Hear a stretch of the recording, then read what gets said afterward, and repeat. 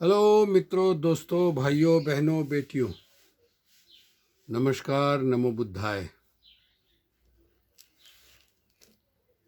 काफ़ी समय बिजी रहा मैं। चलिए आज शुरू करते हैं वीडियो।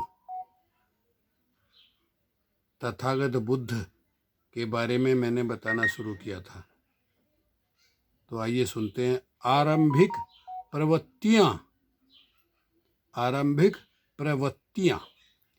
जब कभी वह अपने पिता की जमींदारी में जाता, वहाँ कृषि संबंधी कोई काम न होता, वह किसी एकांत कोने में जाकर ध्यान रूढ़ हो जाता। निसंदेह उसे सभी प्रकार की शिक्षा मिल रही थी, किंतु साथ साथ एक क्षत्रिय के योग्य सैनिक शिक्षण की ओर से भी उदासीनता नहीं दिखाई जा रही थी। शुद्धोधन को इस बात का ध्यान था कि कहीं ऐसा न हो कि सिद्धार्थ में मानसिक गुणों का ही विकास हो और वह छात्र बल में पिछड़ जाए। सिद्धार्थ स्वभाव से कारुणिक था। उसे यह अच्छा नहीं लगता था कि आदमी आदमी का शोषण करे। एक दिन अपने मित्रों सहित वह अपने पिता के खेत पर गया। वहां उसने देखा कि मजदूर खेत कोड़ रहे हैं, बांध बांध रहे हैं, किंतु उनके तन पर पर्याप्त कपड़ा नहीं है। वे सूर्य के ताप से जल रहे हैं। उस दृश्य का उसके चित्त पर बड़ा प्रभाव पड़ा। उसने अपने एक मित्र से कहा, एक आदमी दूसरे का शोषण करे, क्या इसे ठीक कहा जाएगा? मजदूर मेहनत करे और मालिक उसकी मजदूरी पर गुलछर्रे उड़ाए, ये कैसे ठीक हो सकता है?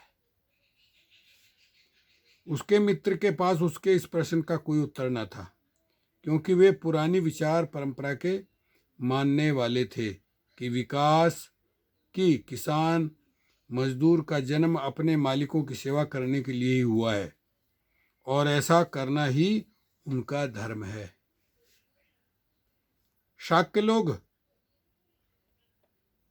वप्रमंगल नाम का एक उत्सव मनाया करते थे। धान बोने के प्रथम दिन मनाया जाने वाला यह एक ग्रामीण उत्सव था। शाक्यों की प्रथा के अनुसार उस दिन हर शाक्य को अपने हाथ से हल जोतना पड़ता था। यद्यपि वह विद्वान था, किंतु उसे शरीर श्रम से घृणा न थी। उसका क्षत्रिय कुल था। उसे धनुष चलाने तथा अन्य शास्त्रों का प्रयोग करने की शिक्षा मिली थी, लेकिन वह किसी भी प्राणी को अनावश्यक कष्ट देना नहीं चाहता था। वह शिकारियों के दल के साथ जाने से इनकार कर देता था। उसके मित्र कहते, क्या तुम्हें शेर चीतों से डर लगता है? वह प्रत्युत्तर देता, मैं जानता हूं कि तुम शेर चीतों को मारने वाले नहीं हो। तुम हिरणों तथा खरगोशों जैसे निष्प्रह जानवरों को ही मारने वाले हो। शिकार के लिए नहीं तो अपने मित्रों का निशाना देखने के लिए आओ। उनके मित्र आग्रह करते। सिद्धार्थ इस तरह के मित्र निमंत्रणों को भी अस्वीकार कर देता। मैं निर्दोष प्राणियों के वध का साक्षी नहीं होना चाहता। उसकी इस प्रवृत्ति से प्रजापति गौतमी बड़ी चिंतित हो उठी। उनकी मौसी, उनकी माँ की बहन, जो राजा की दूसरी पत्नी थी, वह उससे तर्क करती, तुम भूल गए हो कि तुम एक क्षत्रिय कुमार हो। लड़ना तुम्हारा धर्म है। शिकार के माध्यम से ही युद्ध विद्या के निष्णात हुआ जा सकता है। युद्ध विद्या में निष्णात हुआ जा सकता है, क्योंकि शिकार करके ही तुम ठीक ठीक से निशाना लगाना सीख सकते हो। शिकार भूमि ही युद्ध भूमि का अभ्यास क्षेत्र है। लेकिन सिद्धार्थ बहुधा गौतमी से पूछ बैठते, तो माँ, एक क्षत्रिय को क्यों लड़ना चाहिए? और गौतमी का उत्तर होता, क्योंकि वह उसका धर्म है। सिद्धार्थ उसके उत्तर से संतुष्ट न होता। वह गौतमी से पूछता, माँ, यह तो बता कि आदमी का आदमी को मारना एक आदमी का ही धर्म कैसे हो सकता है?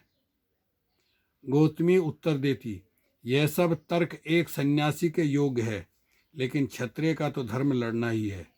यदि क्षत्रिय भी नहीं लड़ेगा तो राष्ट्र का संरक्षण कौन करेगा? लेकिन माँ, यदि सब क्षत्रिय परस्पर एक दूसरे को प्रेम करें तो क्या बिना कटे मरे वे राष्ट्र का संरक्षण कर ही नहीं सकते? गौतमी निरुत्तर हो जाती। वह अपने साथियों को अपने पास बैठकर ध्यान लगाने की प्रेरणा करता। वह उन्हें बैठने का ठीक ढंग सिखाता। वह उन्हें किसी एक विषय पर चित्त आक्रग्य करना सिखाता। वह उन्हें परामर्श देता कि ऐसी ही भावनाओं की भावना करनी चाहिए कि मैं सुखी रहूं, मेरे संबंधी सुखी रहें और सभी प्राणी सुखी रहें।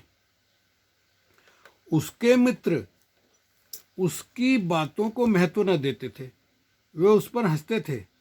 वे आंखें बंद करते तो उनका चित्त उनके ध्यान के विषय पर एकाग्र न होता।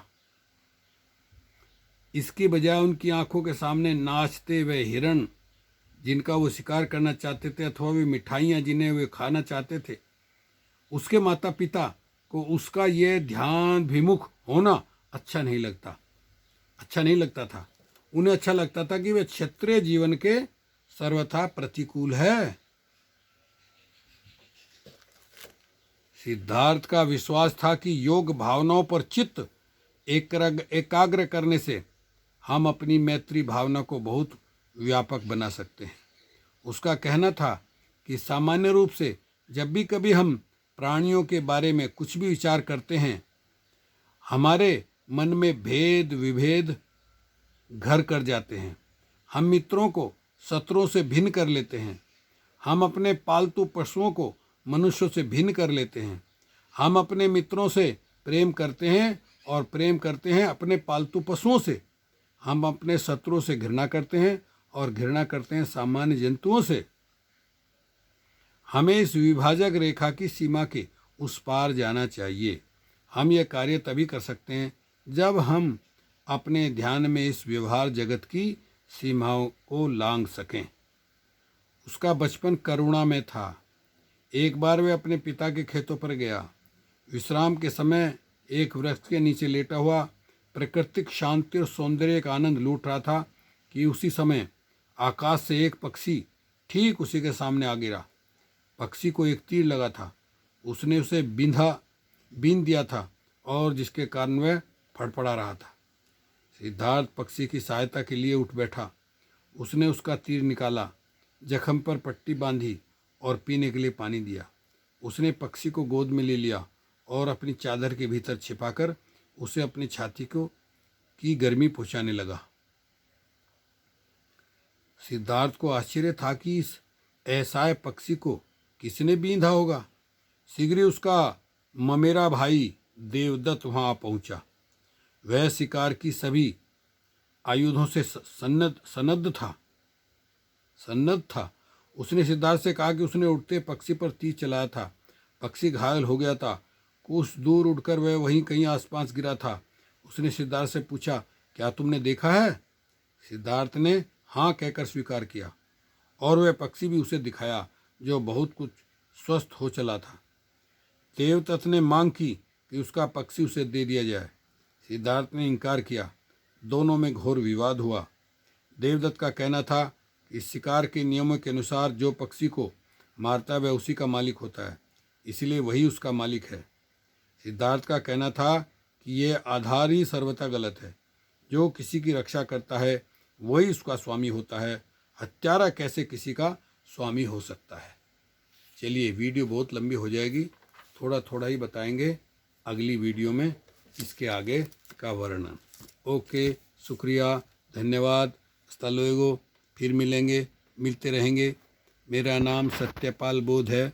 मैं साउथ अमेरिका के देश बोलिया में हूँ और नेचुरोपैथी का डॉक्टर हूँ, लेकिन मैं वीडियो के द्वारा दुनिया के लोगों को भगवान बुद्ध के बारे में कुछ सच्चाई बातें बताना चाहता हूँ, इसलिए ये वीडियो पेश की है।